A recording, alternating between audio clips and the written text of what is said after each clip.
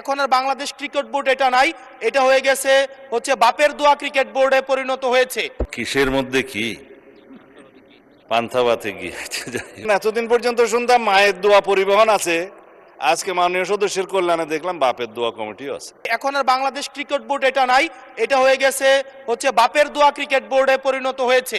যেভাবে দখল করা হয়েছে বাপের দোয়া ক্রিকেট বোর্ড। মাননীয় স্বরাষ্ট্রমন্ত্রী।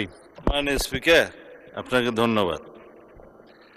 এখন কিসের মধ্যে কি পান্থাবাতে গিয়েছে। যাই হোক, মাননীয় স্পিকার, ক্রিকেট কন্ট্রোল বোর্ড কিভাবে আসলো মাননীয় স্পিকার?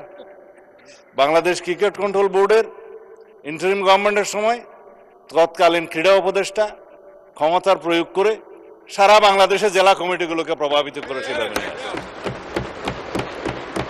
বাংলাদেশে যেগুলো রেজিস্টার্ড ক্লাব ছিল তাদের কাউন্সিলরদেরকে, হ্যাঁ, তাদেরকে প্রভাবিত করে সরকারি ক্ষমতা প্রয়োগ করে এবং হাইকোর্টে যে রিটটা দাখিল করা হয়েছিল সেটা হার্ড না করে পেন্ডিং রেখে, এখনো still it is pending with the chamber court I think, করে সর্বোচ্চ ক্ষমতা প্রয়োগ করে একতরফাভাবে ক্রিকেট বোর্ডের একটা বোর্ডিং করা।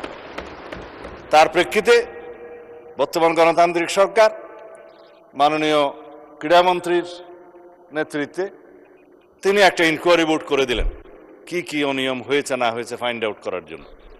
সেই তদন্ত কমিটি রিপোর্ট প্রদান করার পরে তারা ডিক্লেয়ার করলো এখানে যথেষ্ট অনিয়ম হয়েছে, আরো অনেক কথা আমি বলতে পারতাম, বলছি না। তারপরে সেটা ডিজলভ হয়েছে, ডিজলভ হওয়ার পরে একটা ক্রিকেট কন্ট্রোল বোর্ড হয়েছে, আহ্বায়ক কমিটি হয়েছে, অ্যাডক কমিটি। কাকে দিয়ে হয়েছে?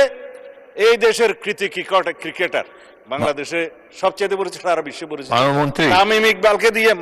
মানে স্পিকার, আমি জানি আপনার সময় নষ্ট করছি, কিন্তু ফর রেকর্ড আপনি জুলাই অভ্যুত্থান সুরক্ষা এটার উপর বলেন। ক্রিকেট কন্ট্রোল বোর্ডের ক্রিকেট বোর্ডের অ্যাডক কমিটিটা করা হয়েছে। আমরা এখানে কোনো বাপের দোয়া মায়ের দোয়া করি নাই।